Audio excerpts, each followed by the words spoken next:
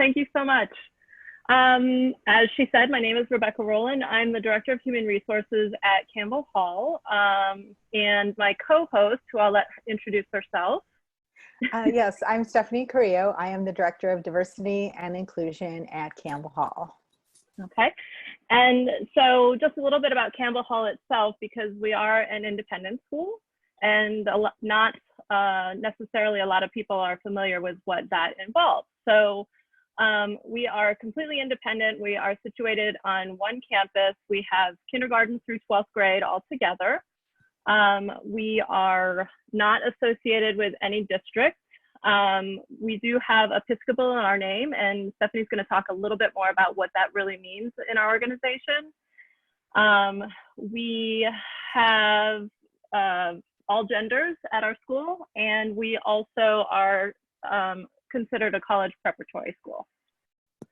We have a student body from K through 12 of about 1,135 students, and our faculty and staff is comprised of about 250. We have 150 faculty and about 100 people in a staff and administrative role supporting the faculty.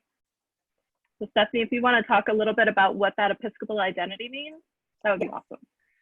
Yes, so Campbell Hall is an Episcopal school, and an important thing to know about us is we are Episcopal, but we are very much an interfaith community. Approximately 10% of our students identify as Episcopalian, and we have a very religiously diverse community. Campbell Hall does not have any required religion classes. We do have chapel in the elementary school. We have chapel 4 times a week for half an hour. And in the secondary school, so 7th through 12th grade, we have chapel twice a week for 45 minutes. And that is definitely part of how we come together as a community. For us, chapel is really a space where we gather as a group. We talk about current issues of the day. We talk about what does it mean to be just and moral, what it means to participate in one's community, what it means to live a good life, and how to participate fully. So yes, we're an Episcopal school, and definitely our focus really is on being a community of inquiry, which for us is exploring the deeper questions of life, assessing spiritual growth and development, however that looks for each individual person. So there isn't this desire to turn anyone into an Episcopalian or enforce some kind of religious doctrine to anyone, but really allow students to explore what that means to them. What does being a spiritual person look like for each individual person, and really giving people the space to grow into that, to explore those questions, and to really support the development of our students in that way. So it's a big part of who we are. And sometimes people maybe wonder, you know, are we connected with the diocese? No, we are not. Is there a religious requirement at the school, either for students or for teachers? No, there isn't. Our school is not affiliated with a specific church. We don't have a church on campus.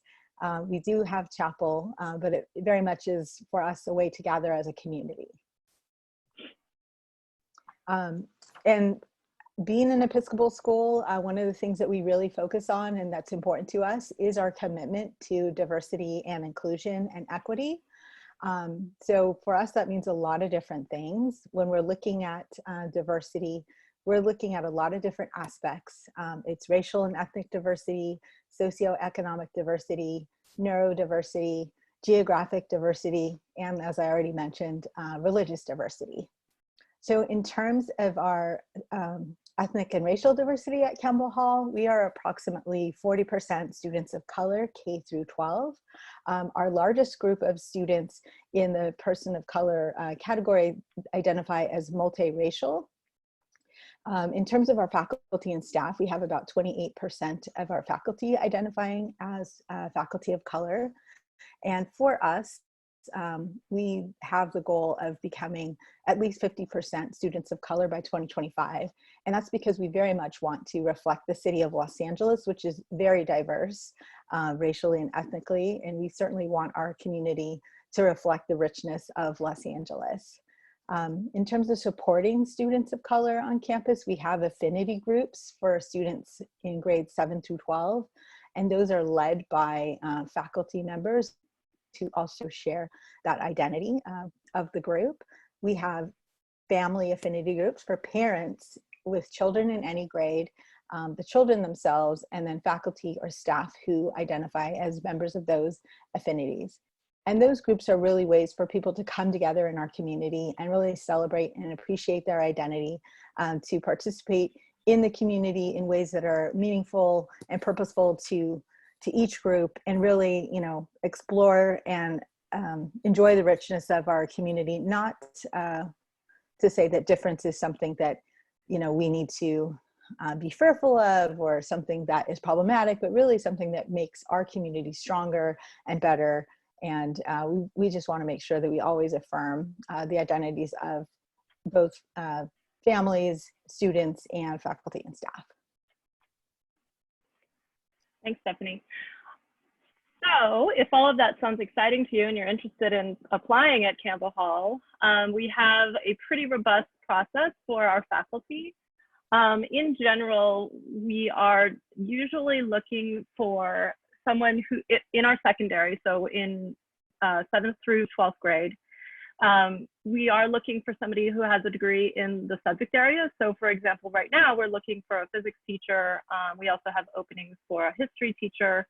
We also have some elementary openings right now that I was going to talk about in just a minute or two. So what you would do if you were interested is you would go into our website, you would find the openings, which you can view just right here. If you click on that, it will show you what we have available at that particular time. And, you know, we're updating this. Our peak period for hiring is usually somewhere between February and we hope May, but sometimes it goes into June and even July at times, depending on, you know, how things go with notifications from folks who are leaving. So you can see the openings here. You would just click on them and you would submit your online application. That is where you also would be submitting your resume and your cover letter, which we really appreciate the cover letter being, you know, specific to us. If you are able to tell us what, you know, what makes you think that we're a good fit for you and you're a good fit for us. Once we are able to kind of go through all the candidates, then we select people to have a preliminary interview, which even in non-remote times is usually a phone or a Skype type of interview. And then at the next stage, finalists are invited for a full day interview process on campus. Obviously, we're not doing that right now, so we've adapted that to be a remote scenario. Our on-day interview process includes meetings with a variety of constituencies across campus. You would meet with administrators, you would meet with other folks in the department or the division that you would potentially be joining. You would meet with our chaplains, you would meet with our learning specialists, and in addition, there's also a teaching sample. Right now during remote interviewing, we are either asking if you already have a video of a teaching sample, or we're able to set up a virtual classroom for you using some of our student council members as your student. To me, that seems pretty daunting, but we appreciate any effort for our interviewees that are able to kind of do that. I already told you how to access the positions. So now we're going to talk about some of the great things about working at Campbell Hall. So Stephanie, if you want to talk a little bit about our professional development. I would love to. I would love to talk about professional development. That is really one of the great benefits of working at Campbell Hall, is the school's commitment to really, for not just for students, but for faculty and staff, a real growth mindset. Campbell Hall is a community of inquiry, and we really take that to heart. Professional development is supported at our school. We have lots of opportunities. We have in-house professional development. For example, myself and my 3 colleagues, there's a diversity and inclusion coordinator in each division of the school. We lead a 4-day intensive Inclusion Institute, which is required for all faculty and staff. And it really is about making sure that people have the skills to work in a diverse learning environment, and to make sure that they understand things like cultural competency and creating an inclusive classroom environment. We also have an institute about neurodiversity. So how do we make sure that we can teach all kinds of learners, and what are ways that we can help students who maybe have learning issues or learning challenges? How can we make sure that we are making our lessons accessible to them? We also have a Community of Inquiry Institute, where again, we really talk about the deeper questions of life, and think about how do we bring mindfulness practices to our classroom, and how do we make sure that we're engaging our students in important questions. The school also supports lots of opportunities for outside PD. There are numerous conferences that the school always sends attendees to. Each department has professional development that people can avail themselves to, whether it's in science or math or any discipline. The school is very much supportive of people continuing to hone their craft, continuing to deepen their skill set. It really is a community of learners and a very collaborative place. I think one of the things that I really appreciate working at Campbell Hall is just how willing people are to constantly be learning and sharing that knowledge with other people, with their colleagues, with their students. That's definitely something that's deeply rooted in the culture of the school. And if you are a lifelong learner, Campbell Hall is definitely a place that will continue to support that, that quality, and really seeks out people that are interested in always learning and improving and growing as individuals. We have opportunities such as SEED, which stands for Seeking Educational Equity and Diversity, and that's a teacher-led professional development where we talk about different topics of identity, and again, thinking about how we can support our students.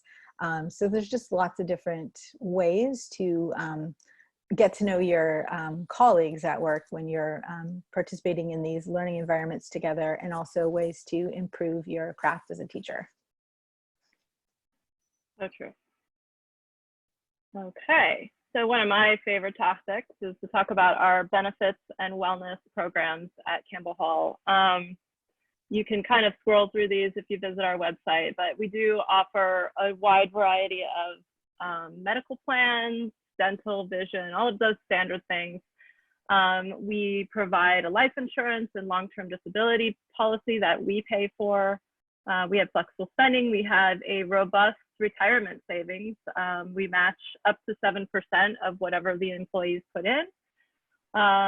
We also provide a wide variety of voluntary benefits. We are members of a credit union. There's just so many things, but I think those are kind of the programmatic things, but we also have a really robust wellness program for our employees. We have, when we're on campus, we have monthly massage. You can get a 10-minute, no, now it's 15 minutes, 15-minute massage for $5. We have yoga classes twice a week. We have mindfulness meditation. What else do we do? We have a walking program to help people kind of stay fit. We have Weight Watchers. Oh, that's right. Yeah, we have Weight Watchers on campus once a week. And we also have a financial wellness program, which we've had a lot of fun with. A colleague and myself have kind of developed our own in-house program. And so, like, just on Monday, we had a speaker come in and talk about estate planning. And prior to that, some of the other things we cover is like budgeting and how to save and how to pay down debt and topics like that. So it's been really fun to be able to share that information with our employees. Am I missing anything, Stephanie? I get so excited sometimes I forget. I know there's just so many really great benefits, like you said. Yeah. There's a lot. Right. So actually, if I just keep going, I really love this section. This is actually an extract from our social media page, which is always fun to kind of check out. But we have all of these different Teacher Tuesdays, where we'll have like kind of an interview with a teacher and find out more about their background and what brought them to Campbell Hall. You know, we have quite a few teachers who were students at Campbell Hall, but we also have people that have come to us from so many different walks of life. It's just really neat to kind of find out their backgrounds and learn more about them. And let's see. So Stephanie was actually going to talk about some of the other things that our faculty participate in kind of support of our community as a school. Yes. So teaching at Campbell Hall, there are definitely lots of benefits and definitely responsibilities or duties as community members that are part of what we do. So Campbell Hall, it is an independent school, so there aren't any students that will automatically show up, right? So we have open houses, and we have 2 open houses in the secondary, 7th grade through 12th grade, and those are on a Saturday. So we have 2 Saturdays, and then in the elementary school we have 1, and those are open houses where we open our school to the community to let people know about Campbell Hall, to find out if they're interested in attending or applying. So we have, you know, it'll be typically like 8 in the morning till noon. We have an open house, and those are 2 events that happen on Saturdays for secondary, and it's 1 day in the elementary school. We also have back to school night. That's just once in the fall. And that's in the evening where parents whose children are enrolled at Campbell Hall will come in and kind of go through a rotation of the schedule. So it's not just like teachers are hosting open office hours, but the parents are actually going through a very mini version of their student schedule so they can meet all of the teachers. We also have experiential ed program, and that is where students actually go on trips during the school year. I know in the secondary, in the middle school, it's typically right before spring break. They have a couple of days where, you know, 7th grade will go on a trip and the teachers go on that trip as well. 8th grade will go on a different trip. Same thing, the teachers attend. In the high school, there's a week in October where the 9th grade students stay on campus for part of it, but then they go to a cabin in Lake Castaic, and again, teachers are there chaperoning. But 10th grade and 11th grade actually go on these pretty intense trips. The 10th grade goes to Joshua Tree for 5 days, and the 11th grade goes to Moab, Utah. And again, these are chaperoned by teachers. In the elementary school, the trips are considerably shorter. It's a Sacramento trip. And what else do they have in 4th grade is Sacramento. They go for 2 nights, and that's kind of their entree. I can speak from experience with my daughters in 5th grade now. They in 5th grade they go to Astro Camp, which is a huge hit in Idlewild. Yeah. And then in 6th grade, I believe they go to somewhere fairly local, like in Malibu. But again, it is kind of an overnight cabin-based experience. Right. And so all of those are not possible without teacher chaperones. So that is, you know, it's not a huge part of the Campbell Hall experience, but it's definitely one that is, you know, required. And it is also a really great opportunity to get to know your students and to get to know your colleagues. So we would be remiss to leave that out, which is that experiential education is definitely part of the Campbell Hall experience for students and certainly for teachers as well. And yeah, we definitely want to make sure people know about that.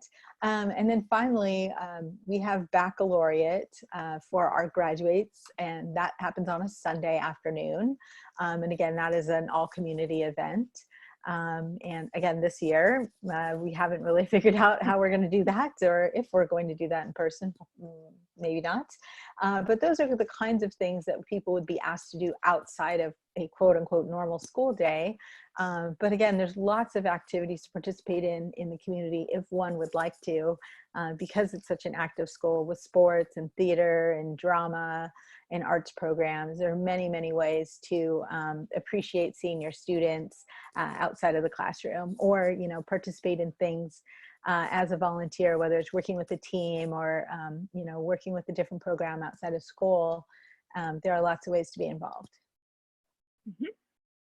Yeah, and some of the other things you talked about you know, we do have a really collaborative environment. I think committee is kind of a big word on our campus. I myself have a committee of employees that helps me with our benefits renewal every year, and they've also been instrumental in helping us select our wellness programs.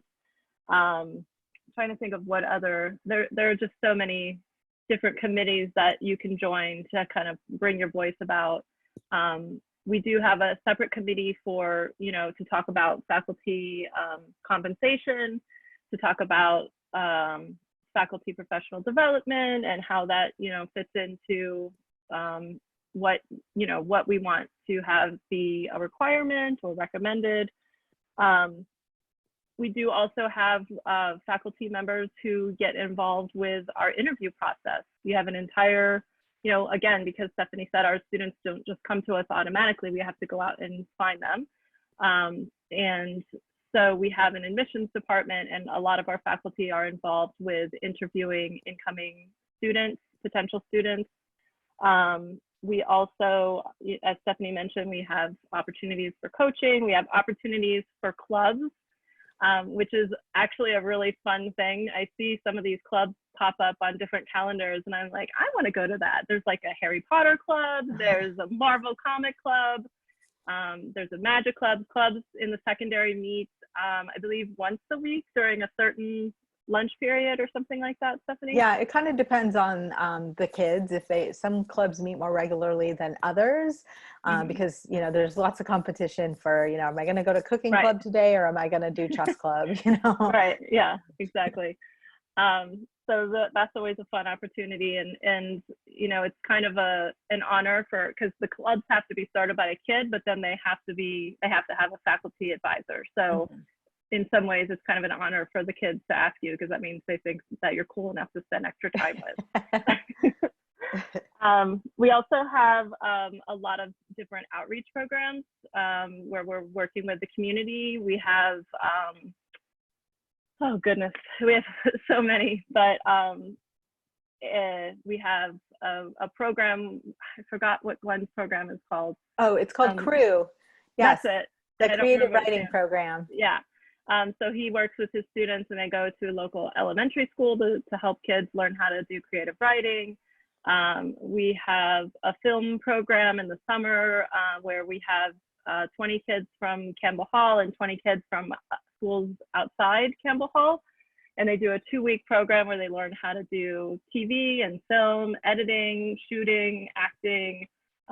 It's pretty amazing. And we just have a whole bunch of different outreach opportunities that a lot of people get involved with. And similar to that, we also have our green team. We're really focused on sustainability on campus, you know, always looking for ways that we can, you know, reduce waste on campus. And we have, I wish we had a picture of it. I'm sure there's one on our website somewhere, but we have a vertical garden that we've had, I think, for about a year now. And it astounds me because I go up there and there's just lettuce growing in this vertical garden, which we then turn around and we donate to local food banks. And so it's just really neat. So that is pretty much all we have. If anybody has any questions.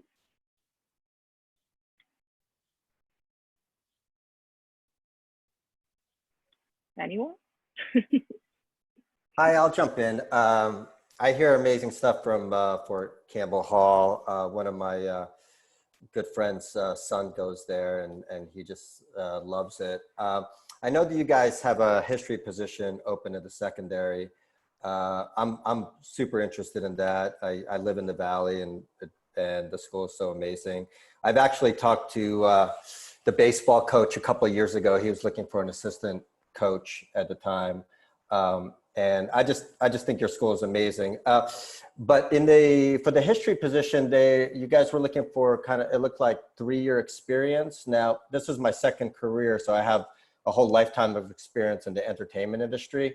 Would that kind of create a leveling field, or you guys need kind of that in-class experience? Yeah, I mean, we do take that into consideration, certainly. We do have a handful of folks who are second career teachers, and you know, they're great members of our community. They bring so much experience into the mix.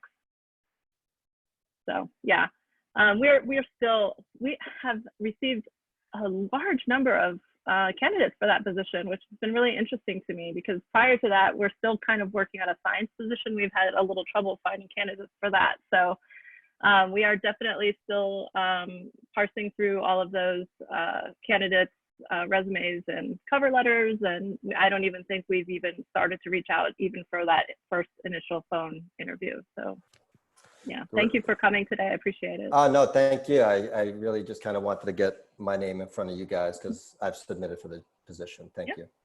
Great. Does anybody else have any questions? I know it's a lot. Hello, I'm Jasmine, and I just cause I heard you mention about the elementary school opening, so I would like to find out more about that. As right now, I'm getting my teaching credential.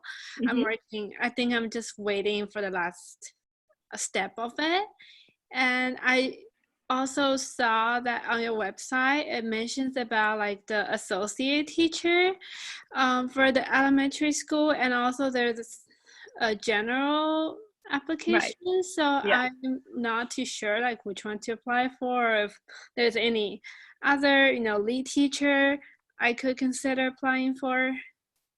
Right now, we just have the associate position, and we will shortly also. I don't know if anybody has a particular background in it, but we'll also be posting an art associate teacher very soon as well. We don't have any lead positions in the elementary right now. So if you are interested in the associate position, definitely fill out that application over the general one. Okay. Anytime the general one, we keep up all the time for kind of those year-round job hunters. But when we have a specific application that's posted, we always encourage you to go in through that one as well, even if you've already filled out the general one. Okay, thank you so much. Sure, thank you.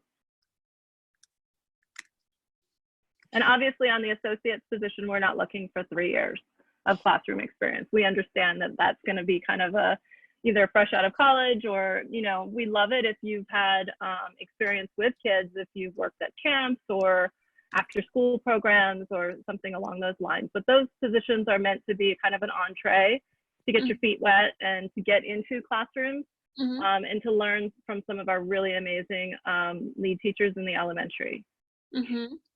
Yeah. Sounds good. Thank you so much. Thank you.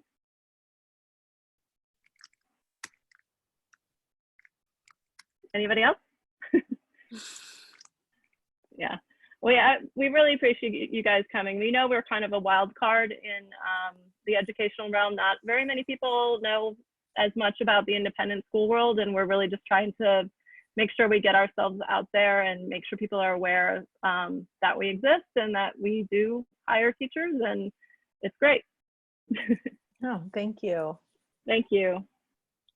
Thank you very much for your time. And this recording will be available for people who weren't able to actually make it to the live session. So they will be able to view this in their own time. And if they have any questions, your contact information will be provided to them so they can reach out to you guys directly. Awesome. Thank you so much. Thank you. Thank you very much for your time. If there are no more questions, I will stop the recording. Okay. Thank you. Thanks for your help. Thank you, everyone. Thank you so much. Thank you. Take care.